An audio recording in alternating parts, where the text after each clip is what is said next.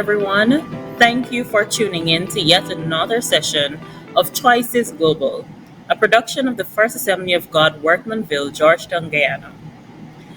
It is my honor to be one of your moderators, and particularly for today's session. My name is Jubilanti Cutting, and I'm excited to continue conversations pertinent to nation building. Today, our topic is focused on emerging trends in the future of work or flexible work from home arrangements. And as such, the topic touches on the potential of the work from home model and how well we've adjusted to those arrangements. I am joined by a phenomenal panel. First, by Joelle Lee, who is a marketing manager in the private sector with an inordinate passion for national development and influential leadership. We are also joined by Kurt Corbin, a security, project management, and administration professional residing in Switzerland. Siobhan Corbin, a finance expert and FCCA working with a global financing institution in Switzerland. Also, Vanessa Devonish, an executive assistant in New York City with a global investment company. She holds a Bachelor of Communication and a Master's in Urban Studies. We're also joined by Marissa Messiah, a human resource specialist, youth advocate, and former commissioner for Rights of the Child Commission. Panelists, thank you for joining me in today's session. And viewers, we hope that you enjoy today's session as we hear from our panelists on the topic of future of work. To our panelists, many of us have experienced the impact of the COVID-19 pandemic, particularly in the year 2020. In addition to the pandemic and changes in technology and work policies, many of you have either had to work from home on temporary occasions or may currently be in a work from home setting. So today's questions are focused on how well you have adapted to those situations and also what are some trends and opportunities that are available to the kingdom from from that reality. Our first question is directed to Siobhan and Joelle, and this question deals with the trends that you are observing in the future of work and what are the implications for developing nations like Guyana. Over to you, Siobhan. Thank you, Jubilanti, and always a pleasure to join Choices Global. I think when we reflect on the future of work and work from home, the pandemic definitely elevated an issue that was already being contemplated by developing nations, and that is the whole notion of work from home. I think in the pandemic, because we had the developing nations quoting around greater than 50% of persons working from home, jobs which were mostly IT related or service oriented that could be shifted to IT platforms were where the larger portion of work from home occurred. And they did also indicate statistics that persons who were at a master's degree level or working in a highly professional setting were the prime candidates. Now, what is the context or the opportunity for Guyana? I think when we think of future of work and work from home, there are two basic elements that global companies are looking at. One of them is this whole notion, as you indicated, Jubilanti, about automation, digitization, but they are also looking at demographic trends, meaning how far do people have to travel? And for persons like Vanessa, or even where Marissa currently is sitting, people are moving from the suburbs into the heart of the city to work. And if we look at even the Guyana population and the labor statistics of 2021 issued, I think in May, it signaled that even our own population is 72% rural.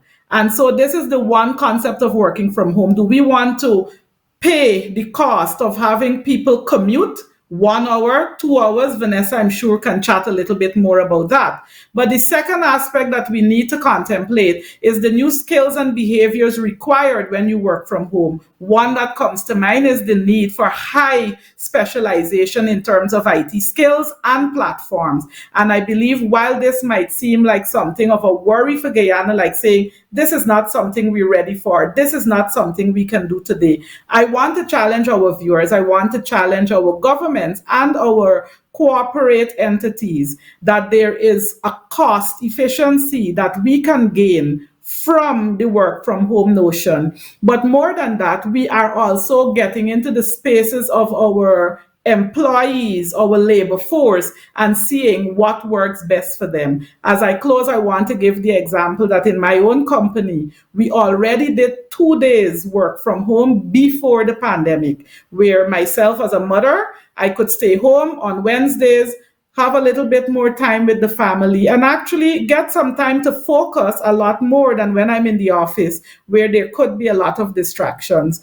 Post pandemic, my organization has introduced a few things. We now only need to go to the office twice per week. So it means I have 3 days work from home.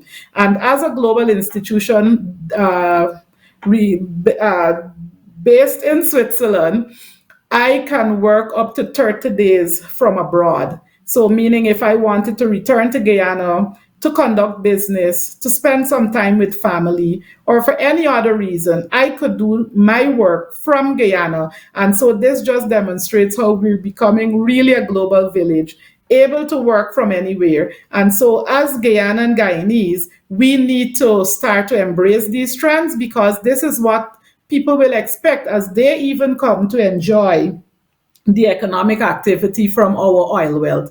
Joel, I'm sure you have another perspective, so I'll hand over to you. And while on Joel, it's interesting you mentioned, Chevron, that considering the global trends, there is a lot of consideration to cost of commuting and cost and innovations relating to the adequate use of skills and technological platforms to improve work and work systems, whether at home or in the office. And so I really would like to hear Vanessa's view, both Vanessa, Kurt, and even Marissa, on what we can learn from work from home culture to foster innovation and improve productivity. Thank you, Jubilanti. I think I'll take that one. When the pandemic struck, my office sent everyone home. I was living in Pennsylvania at the time. It's a 2 hour commute from New York City, where I worked at the time. We were forced, as we all know, to adapt a new way of life, a new way of working. And let's be frank, we all loved it. It's cost efficient, as Chevron said. But there is something that I think we, as a developing country, and speaking from Guyana's perspective, one of the things that we have to look at is work culture. Working from home is great, it's laudable, but at the same time, there are some downsides to working from home. In this phase, it's currently an experimental one, I want to say. Companies are now evaluating and reevaluating different models, as Chevron said. Working from home is not a new concept. It's been in the making for a long time, and some companies have tried it exclusively and have since abandoned it in 2013. Some, depending on the organization's mission, or some organizations are mission oriented and they're goal oriented, and for example, they foster culture and oneness. Unfortunately, working from home has not been able to do that, and some have argued that these are the mere principles that actually worked in the short term. So it is definitely an experimental phase. That said, working from home can be a disadvantage to countries like ours, a smaller country like Guyana, who is developing at a slower pace in terms of our internet infrastructure. With the internet infrastructure, I think, developed or at the stage it's at right now, we can still benefit, but we have to develop innovative ways, and we have to teach our young people a different work culture, perhaps, to stay in the game, so to speak. Thank you very much for that, Vanessa. Uh, Marissa, Kurt, would you like to add any thoughts to this topic? Thanks so much for your contribution, Vanessa. Because one of the things I would address, especially in the Ghana context, is the infrastructural requirements that are needed for a work from home culture to even happen. I would like to start in the schools. In developed countries, you have integration in the schools you, from the time the child enters into school. The child has a username, ID, and number that and an email that follows them throughout their school career. That is something that we do not have from the genesis of school. So they are accustomed working with Promethean boards and engaging in technology in the classroom in a way that we do not have it as a developed country. A developing country that is expanded throughout the entire population. I know we have had cases of highly IT specialized classrooms. We have had projects, but I am not sure the current status of those projects. But what I do know is that there has been no mass rollout as yet in our educational system. So, what I'm trying to do here is set the platform for which in our developing country that something like a work from home culture can happen. So, pandemic happened, we could not go out to physical work, and so we started to work from home. Uh, in more developed countries, the workplace usually sends the staff home with laptop, tablets, phones, etc., to be able to conduct work. There is usually an internet, ethernet, some sort of support that the employee that is a part of the work from home package. In developing countries like ours, you're expected to use your own materials, your own personal laptop, etc., to be able to conduct business, your own family internet to be able to conduct business, and that is not successful and sustainable in the long term. And that is what Vanessa is referring to. So companies are moving away from promoting so much the work from home culture because additionally it's creating a lot of mental health challenges in their workforce. And so this whole notion of work life balance becomes muddied because you are working in your home. Persons are realizing that the 2 hour commute, even though it was 2 hours length in time, they were able to decompress during that time. This is the experience from the worker's perspective. And so, even though it is a valuable advancement in the field of technology, in the whole work culture, the challenge is ensuring that as a developing country, for us to be able to truly benefit from the wonders of working from home, we have to ensure that those simple infrastructural systems are there, not just in the work environment, but from the school right up, so that persons are better mentally prepared to be able to engage in work from home culture. And lastly, before I conclude, what a lot of companies are doing now is reviewing. Instead of working from home, they are looking at a shortened work week. And that seems to be picking up more traction because it's a better human experience for leadership and for employees. And it seems to be more sustainable, and they are being able to experience more productivity in the workforce. So those are my contributions at this time. Thank If I may, Jubilante, if I may, what was said before, I would like to support what was said before. And also, I would like to add, there's no one size fit all. For various industries, various nations, they will have different requirements, they will have different objectives, and they will go about doing things differently. I was reading the McKinsey report recently in America. In the same America, there are a lot of persons who prefer to work from home. But it depends on your surroundings, it depends on your personal circumstances, indeed, as was alluded to.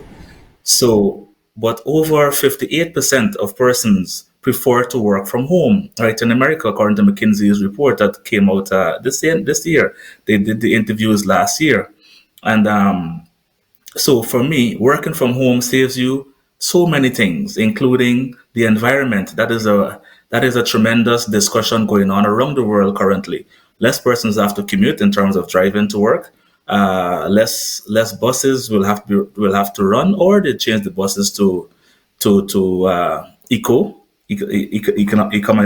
what should I say, economy friendly, and so on and so forth. But I would also like to introduce a new aspect of working from home, or new working arrangement. I was reading recently, and I will go quickly in the interest of time. I was reading recently on the concept of rest and how rest is important and significant. You mentioned earlier about commuting 2 hours to work. I think it's two. So you have to also do 2 hours back home. That's four hours out of your life that you're sitting on a train or a tram or a bus or a boat. I mean, you may be doing something, reading or something, but it's 2 hours that you could give back. So why not work from home? Or why not introduce a mandatory day of rest? And this mandatory day of rest is not the weekends that you normally have. And this concept blew my mind. If you have an organization with 7 persons, and each person is given a mandatory day of rest, that person has a day off during the workday. Now, persons are out there looking for jobs. Someone who's out there looking for a job, you can employ them on that day when that person has their mandatory day of rest, which is important. They're not working on that day. If you own your business and you take a mandatory day of rest, you can recuperate, you can really study, you can do a deep dive into your organization, or just rest. Or if you're working and your employer gives you a day, you can rest. Your children are at school and you can rest. So when you come back to work for the other 3 days, you are refreshed and someone else is doing that work.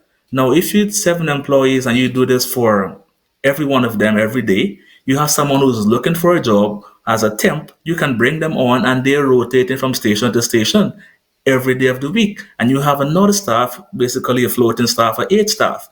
During the year, you will save 52 days, 52 weeks. And out of that 52 working weeks, you save 365 days, 364 days from that 7 staff. So by giving your staff one day mandatory rest, you can employ someone for an entire year by having them rotate in that job. And this concept blew my mind away. Rest is significant. Once you don't have to travel, you don't have to wake up early, or you wake up early, you send the children to school. Imagine you can stay home for the rest of the day and you're being paid. Can you imagine that? Wow. So, if I could jump in right here, Kurt, what you're referring to, we're thinking about it moving from the developed world, sorry, to our developing country and undeveloping countries. I think the first challenge is we don't think that way. I have been in several meetings where the thoughtology is that, oh, I'm not paying a worker to lazy. I'm not paying a worker to be lazy at home, or I'm not paying you to just rest, because the concept of productivity is, we see productivity as persons present in an office at particular time. Start time is 8 o'clock. Persons are present at 8 o'clock. We have to transition our mindset from that into what productivity actually is, which is the leveraging of time and resources of employees, so that at 8 o'clock, whether you are home or working remotely or in a physical building, your work starts. We don't think that way. We so it is something that we as a culture need to transition into. You also were referencing resource leveling. One of my experiences with resource leveling, it's and schedule leveling, is that went into a store and they were clearly practicing a similar policy that you espoused. But what ended up happening from the customer's perspective was that there was nobody around. There was, normally you're walking the aisles and you're accustomed to seeing staff that you can ask questions if you have those questions. However, because of resource leveling, the staff was working at the cashier. So in terms of the customer experience, it felt extremely shortchanged because the line ended up growing and persons ended up saying, you know what, I don't want to buy these things anymore. I'll probably come back later, and probably never did. So while it is, these are all important emerging policies that I think can work in our context, we also need to determine what our productivity really looks like in our companies, whether public sector or private sector. Even in oil sector, we need to sit down and think about it. What will productivity in this organization look like? Then we will be able to put metrics in place, put pilot programs in place to test these emerging trends to see, you know what, if this is something that we can really afford, and if it's something that will ensure that our productivity at the end of the day doesn't suffer but rather increases. So things like diversity hiring, equity, ensuring that there's equity in the organization, inclusion in the organization, those are things that we are no longer thinking about. These are things that we are actually doing in the workforce, and this is one of the major emerging trends. So when we just think narrowly, just working from home or remote work or a shortened work week, these are some of the factors we have to put in place. We're talking about working from home, but guess what, that involves change management. It involves us at the organization determining how we are going to move forward, what are some of the new systems, and training persons for it. So I think we can successfully do it in our developing country context, but it requires serious, intentional planning and a willingness to be able to pilot programs for an extended period of time, and also, which again is something that I will always say, is ensure that the research from these pilot programs are documented and are shared so that we are going to be able to look at how things are applied in our developing world context as opposed to how it's applied in the US or other developed countries, and we're able to say, hey, these are some of the things that we can shift and tweak. But because things are not documented in our context, I can read a report from the UAE and how they have managed shortened work weeks, and I want to apply some of the principles, but I am not able to successfully apply it because we don't put up research papers. So this is a way that our universities and our university social work programs, etc., can be able to do, and technology programs can be able to do research and produce actual academic, peer-reviewed, certified research. Thank you. I absolutely agree and support those comments, Marissa. Thank you very much for sharing them. And also, Kurt, thank you for sharing your thoughts. I was particularly intrigued by the concept of rest and supporting the concept of rest, but it must be balanced. And when I hear both perspectives and even the perspectives of the other panelists, I think of the word system. And so when I think of system, the next question I will redirect to Chevon and Vanessa. When you think of the balance between commuting, which if you work from home, you save time, versus the work life balance of working from home and maybe not getting to distinguish between work and life, what are some measures that you think a person should or organizations should put in place to ensure that the transition to work life balance for developing countries like Guyana is not strained? And a segue to that question, particularly for Chevron, are what are some financial stakes that governments and commercial entities should consider in this whole deliberation of transitioning to work from home? I'll Juby, take you the never first ask bill. easy questions, but go ahead, Vanessa. I apologize. So Chevron's the finance expert. She's gonna to close. I think the lines are so easily blurred between working from home and resting.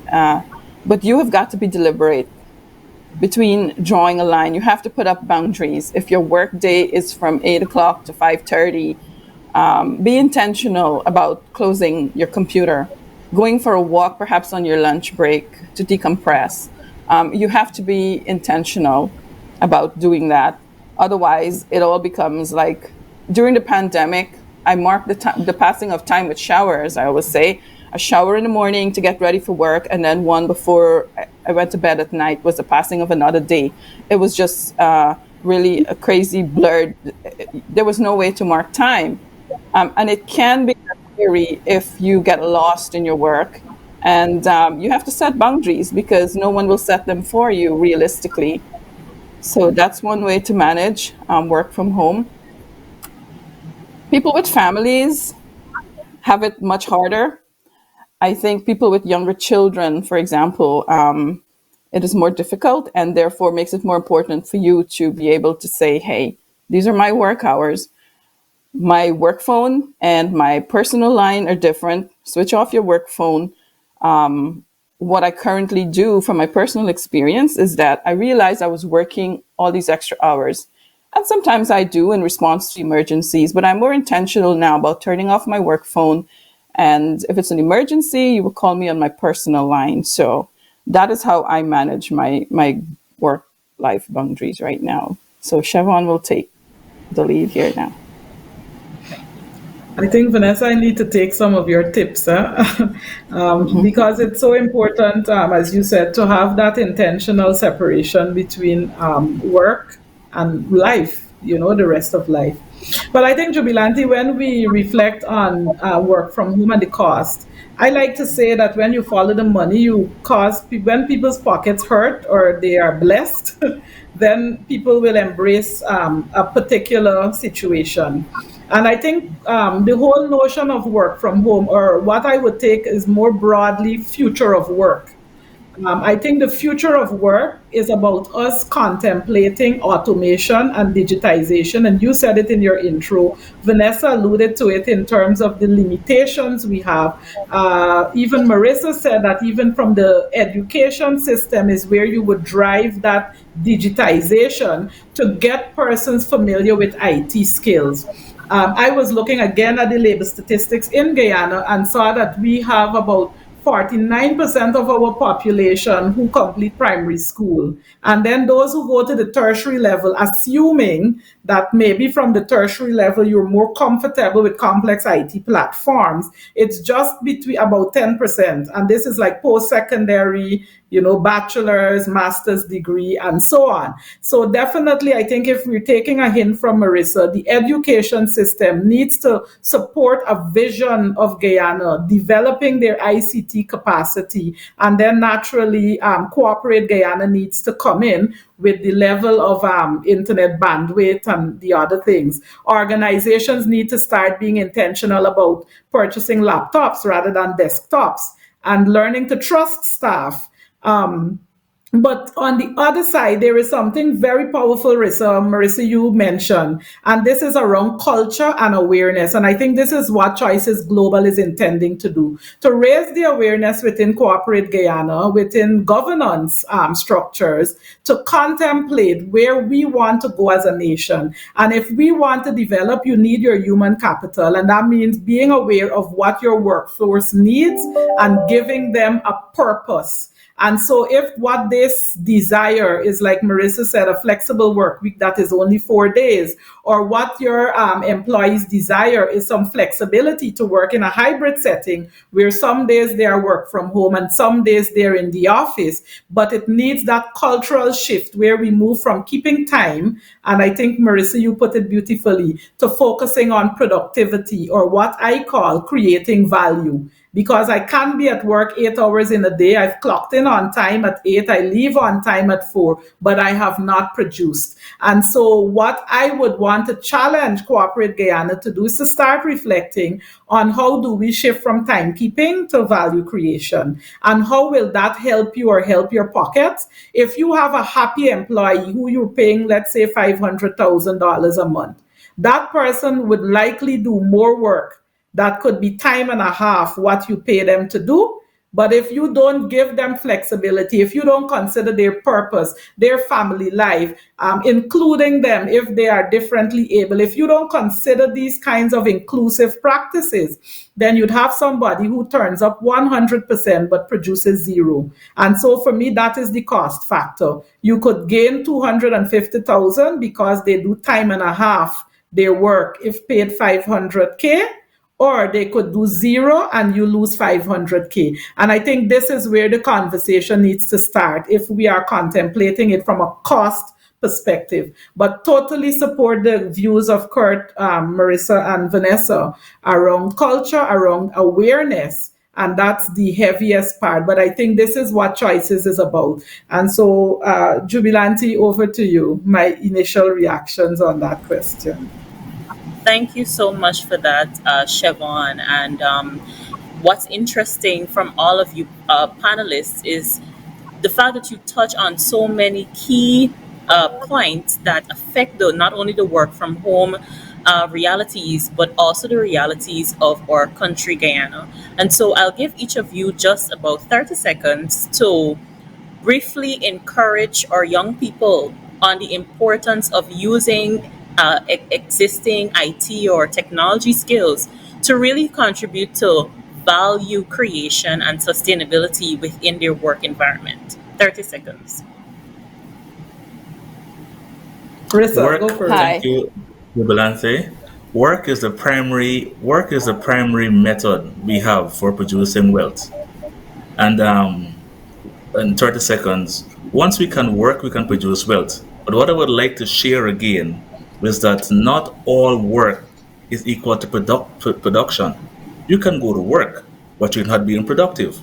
You can go to work, work in 9 to 5, but you're just skylarking, as we say in Guyanese parlance, right? So not all work is equal to employment, and not all employment is equal to work. And I want to leave this quote with us: work becomes productive when it meets emotional, physical, social, and spiritual needs. That's when work becomes productive. So once you can understand that, it doesn't matter IT or normal field, you can be productive.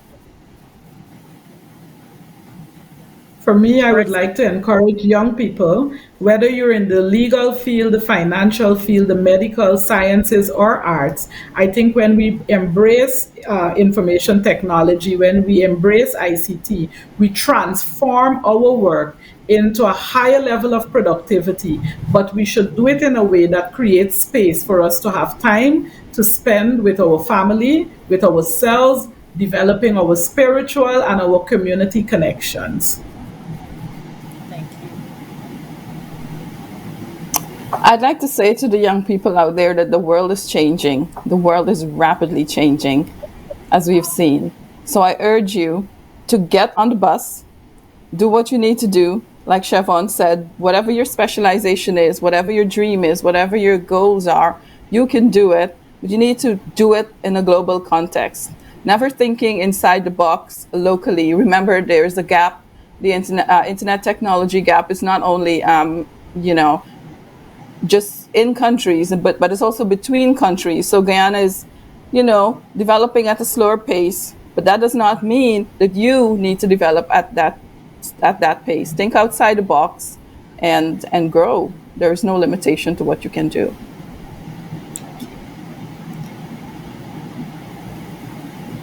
I would like to, for our university and for our education system, to be more intentional about the inclusion of persons, of all Guyanese, across distance.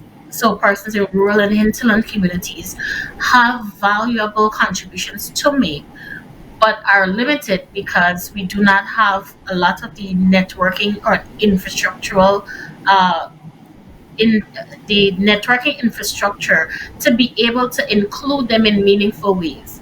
And so let's do research. Let's ensure this research is documented. Let's ensure that we create meaningful access and meaningful inclusion of all of our workforce so that we will be able to transform our work sector in Guyana. Thank you, Marissa, and thank you, all panelists. Today, your discourse produced so many insightful perspectives on the topic of the future of work. We learned so much about value creation, sustainability, rest, the importance of ICT infrastructure in helping countries like Guyana to pave the way forward in the working world and in the labor market. To our viewers, thank you for joining us from wherever you are in the world. Please keep in touch with us at the faogw.org website and on our YouTube channel at Choices Global. Join us again on April 16, 2023. Until then, stay safe.